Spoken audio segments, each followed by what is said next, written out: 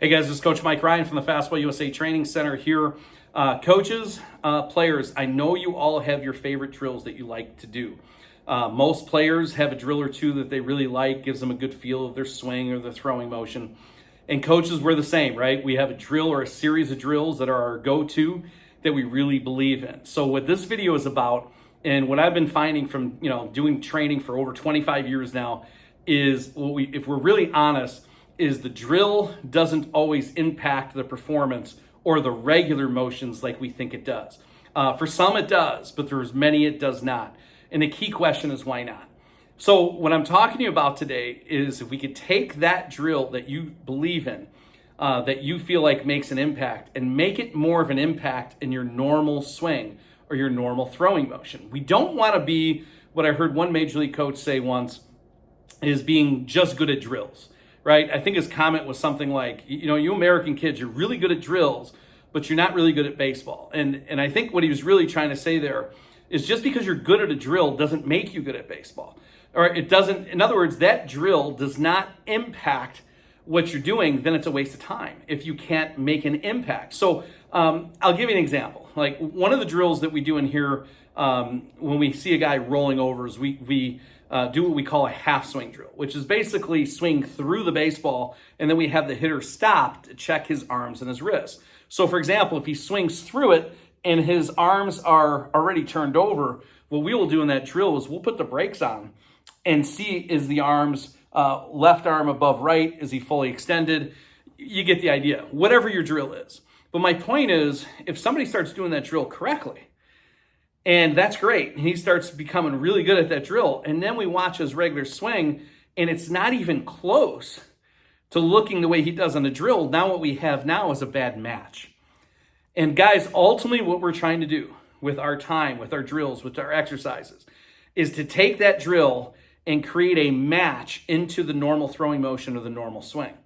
So I really believe most good drills are either a slight to a major exaggeration to what we're trying to get at, right? If a kid has a flaw and you give him a drill, it's because you're seeing a flaw.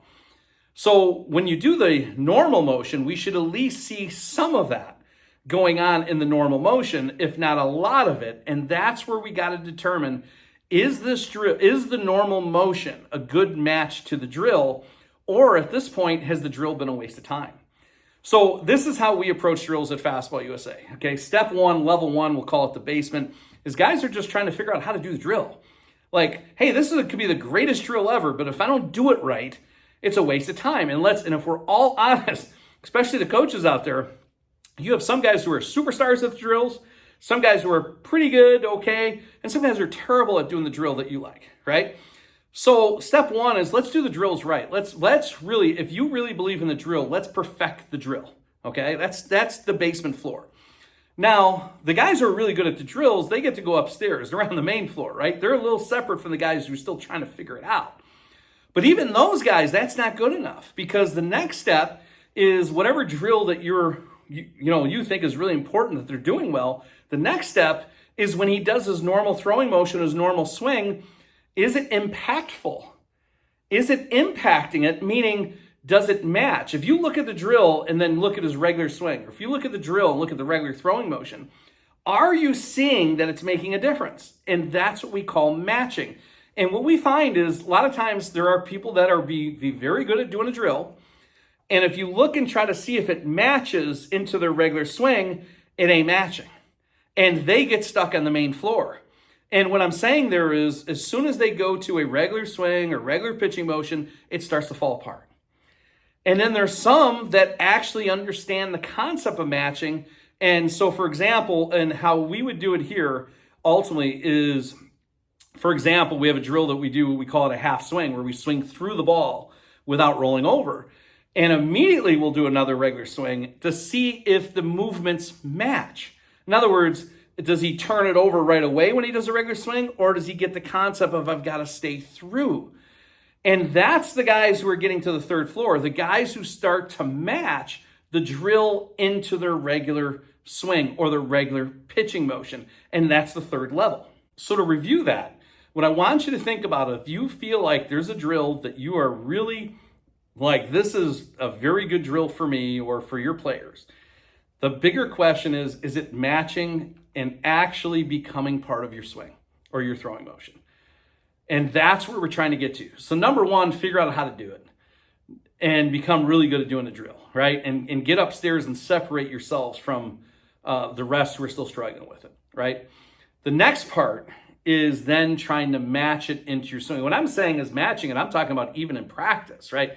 It doesn't match in practice. And then really the fourth floor is then taking that into the game in competition. And do you see the drill making an impact, and is it positively impacting your performance? Correct? So now with that said, there's another kind of note to this that I would make and suggestion for coaches. Number one, any drill you do, any exercise you do, this is just my suggestion. This is what I've been doing for years. I want my players excited about it. I want the player to understand why they're doing what they're doing. So I'm not going to throw a drill or an exercise or a concept to them without at least them understanding why. So in terms of a technique thing, I want to show them and reinforce to them, hey, look at these big leaguers, not just one big leaguer. Look at these big leaguers, like several of them, right? Many of them, look how they're doing this movement. Now look at you. And this is why we're doing the drill, so they understand. That way there's a little more influence, a little motivation, a little more excitement about doing it. So number one, get them excited about doing the drill.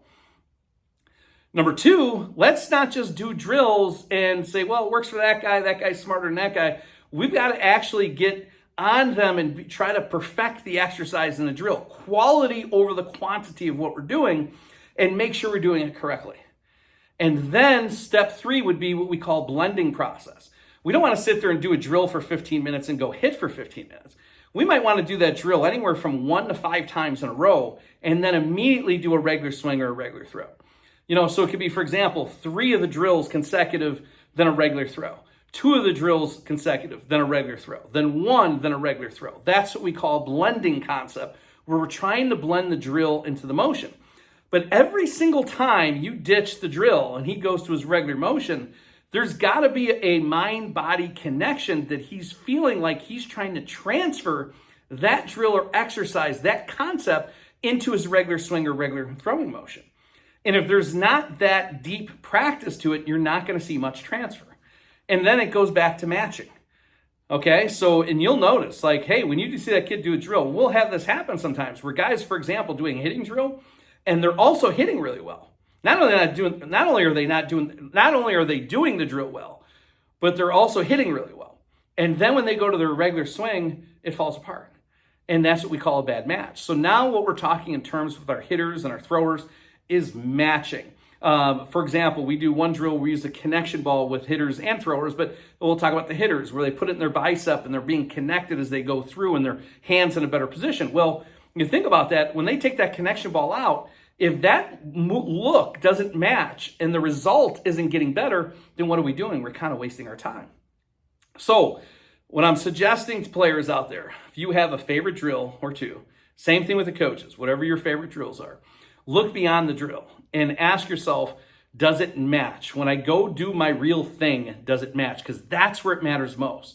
Is it impacting your swing or your throwing motion? And then in game day, test day, is it also impacting it, right? So if it's impacting it in the batting cage and practice setting, that's a great thing to be happening. If it's matching, that's good. But it's also got to happen in the game. If you have any questions about this, shoot me an email.